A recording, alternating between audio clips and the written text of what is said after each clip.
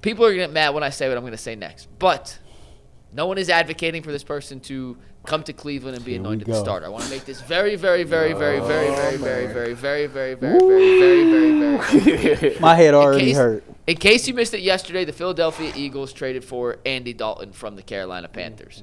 Why is that notable? Well, they had a backup quarterback in Tanner McKee, who is now entering the final year of his current rookie deal. We have all said on this panel, we do not anticipate the Browns quarterback room to look exactly the same as it does currently when training camp rolls around, meaning Shedeur, Deshaun, Dillon, somebody out, somebody in. For the sake of this discussion, and I think we all agree on this, Shedeur and Deshaun are still here. Dillon is out. Would you guys be interested in Tanner McKee being the third person they bring in as a backup quarterback option? No. Not to start, but to compete for that backup spot. No. I am so tired of this. No, man. These topics are annoying me. How many no. games did he play? What'd he say? How many games did he play? He has one career start. No one's saying to start. No, this is not to take over the starting job. What are we doing? I have no idea. What are we doing around I have no idea. Is this serious? No idea. Go ahead, Jason. Well, no, he's saying not to start. No one's saying as a starter. But to compete for what? So let me get this right. You're gonna bring in a guy to come in here to play to be a backup. So what happens if he never plays? You're not gonna resign him. I would not be interested in this. So what's the I'm point? with you. What are we talking about? But give me a developmental guy out of the draft. Thank you. No. Well, what if you think this guy could be a developmental guy? Give me a developmental guy out the draft. Philadelphia don't think he's a developmental guy. So why would I? We got burnt off of the Kenny Pickett thing. I'm not doing it twice. Forget Philadelphia. He's got 1 year left on his deal. If you're not bringing him in to start him, then what's the point? That's what I'm asking you. It don't make sense at all. Yeah. No, I'm not on. The projected third string quarterback got more career starts than he do. Yeah. Say it again? The projected current third string quarterback on his team got more career starts than he do. Deshaun Watson. Yeah. No, listen, I'm not advocating for it. I just think it's a question we have to ask now if we all agree the Browns quarterback room is not going to look exactly the same at the start of training camp as it does now. I mean, these are the kind of guys that you, in theory, would bring in that Dillon Gabriel third spot. I don't know. I kind of get frustrated with it because I feel like the Cleveland Browns are telling you without telling you what it's going to look like and what's going on. If the Cleveland Browns quarterback room was going to look drastically different or anything like that, then 10, 11 days into free agency, I think that would be the case by now. But do you think it'll be the same three then? No, I mean, I think like it possibly can be the same three, and the external option being somebody that comes out of the draft. I think that Todd Monken is going to get the opportunity to pick his developmental quarterback out the draft and see what happens from there.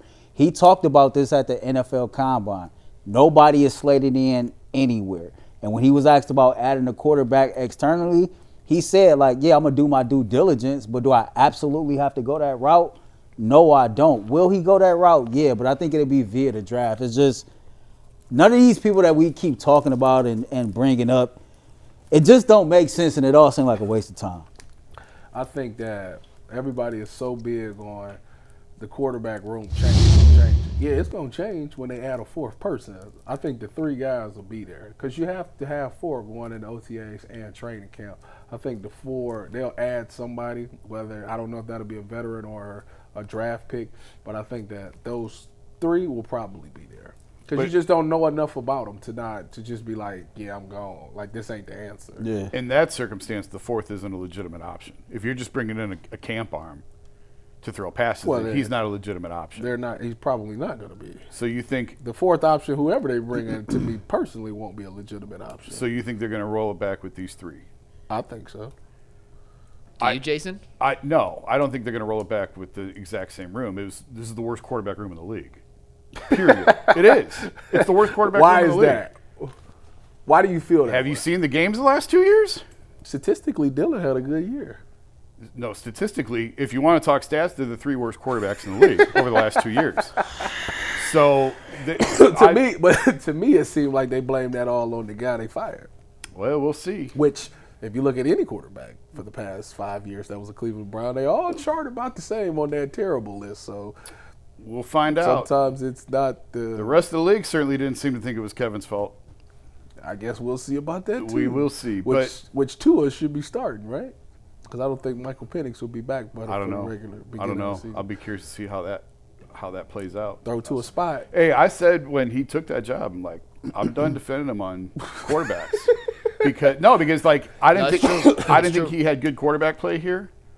You can only work with what you got. I didn't think he had very good quarterback play here. But he chose that job and he chose it quickly. So okay. Well, Jason, so you think it will change the quarterback room? Yeah. You think Dylan's the odd man out? I think Dylan's the odd man out. Yeah. So does a person?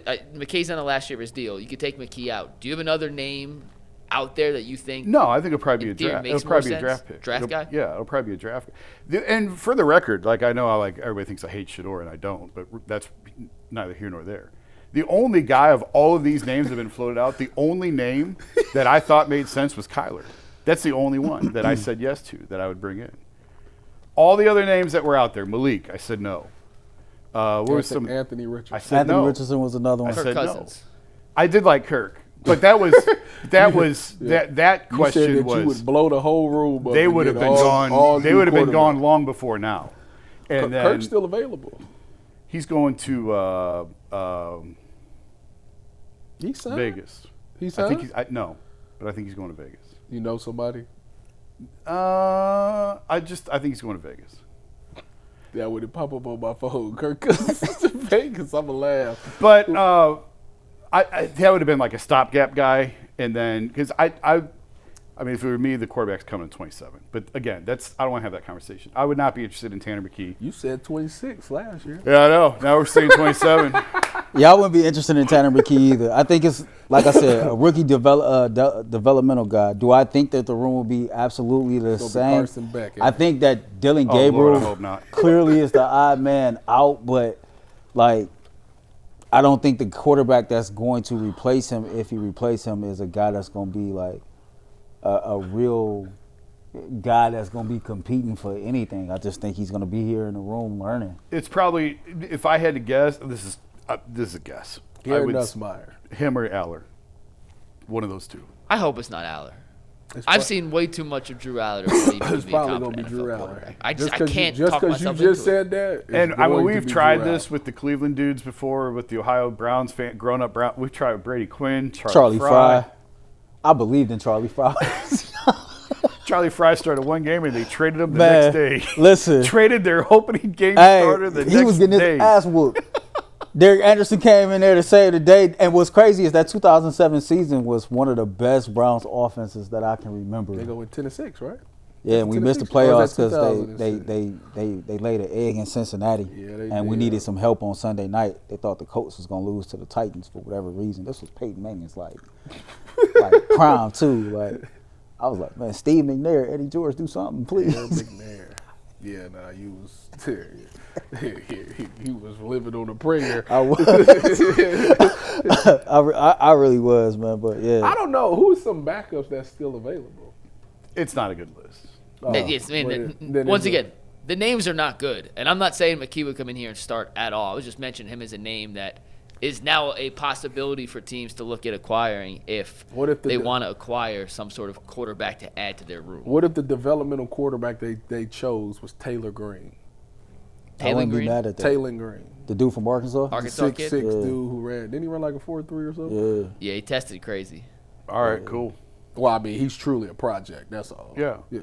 Well, I mean, the point with Dylan was always to try and develop a backup quarterback. Now, you can argue. Who does that? With the top 100 pick. Who does? I agree with I've you. never heard this before. I agree with you. I'm going to go into this draft, and I'm going to Shots fired, Mike. I've never heard of it. I'm just telling you, the thought process behind taking Dylan was that they were going to develop a backup quarterback. Whose idea was that? The Browns. So if the Browns somebody brought it to the table. It was the Browns. We never know. No, you need a name. Who brought it? Who walked into that room and said, "You know what? This is what we gonna do. We gonna draft Kevin Stefanski."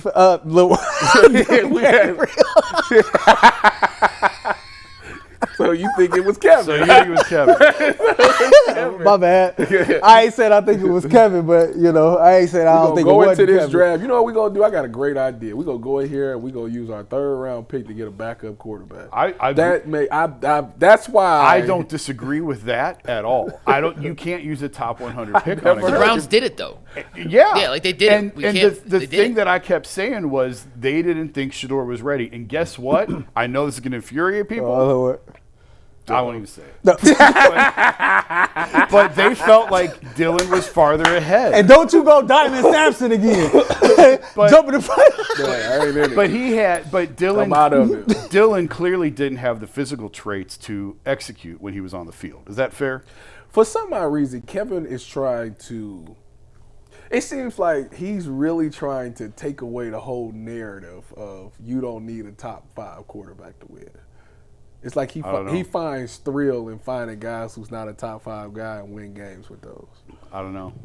Top 5's being generous. I mean, excuse me. it's hard to find. He said I could win the bottom of the barrel right That's now. I mean, pretty went to much- Atlanta with like, that's Michael pretty Penix. much what he's and that's doing. the point I made earlier. Was like that's the job he chose, and he knew the quarterback room when he walked in there. So okay, you better go win with what you got now because you picked that. But- You picked that room.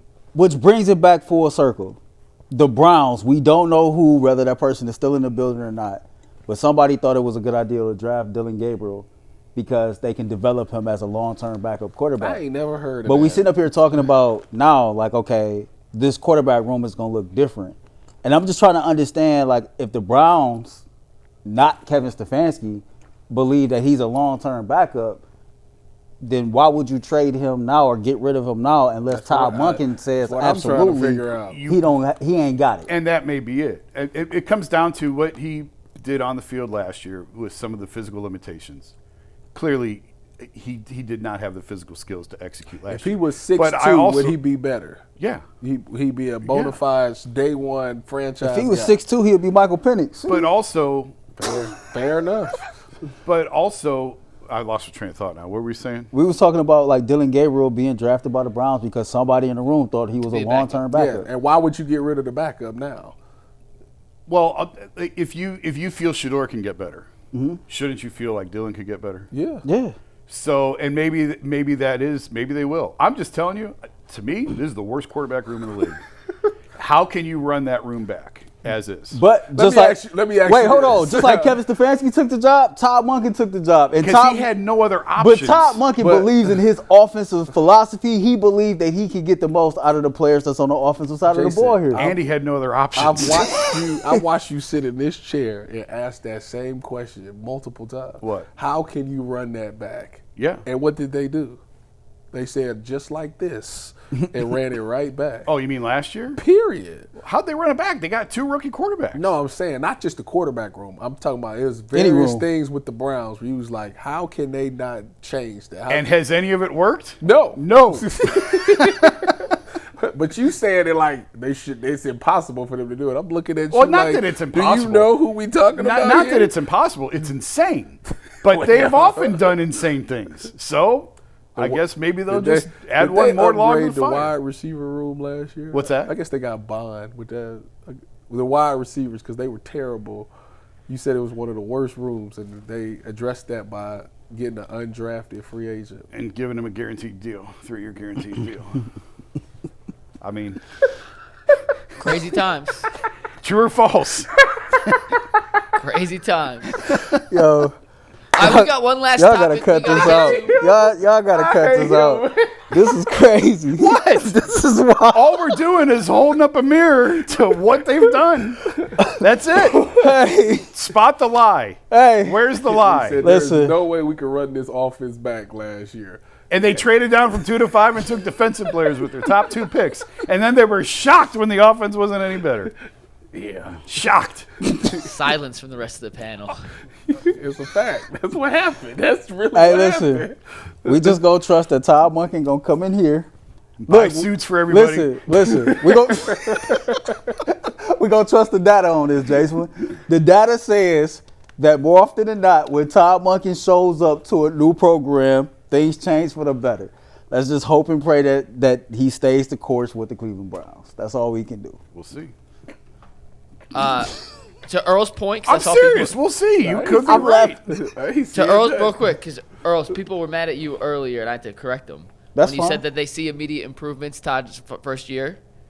Because they were mad because he went 1-11 in his first year at Southern Miss. That's an improvement over 0-12. They were winless the year before. That's so, right. Earl, you were right. That is an improvement. So people in the chat. Well, my bad. I didn't give much nuance to it. I mean, I think the Browns are going to be better record-wise than 1-11 or more than the 5 games. No, But you were it's right. They It's did okay improve. that people are mad. It's No, all right. they went did from improve. They were 0-12 to winless the year 1-11. before. See that? You get over And here, he won a game. You be polite to people and say sorry, and they just call you out. That's fine. I'm going to still be polite. They ain't going to change me, Tyvus. Listen, when the world turns their back on you, you turn your back on the world.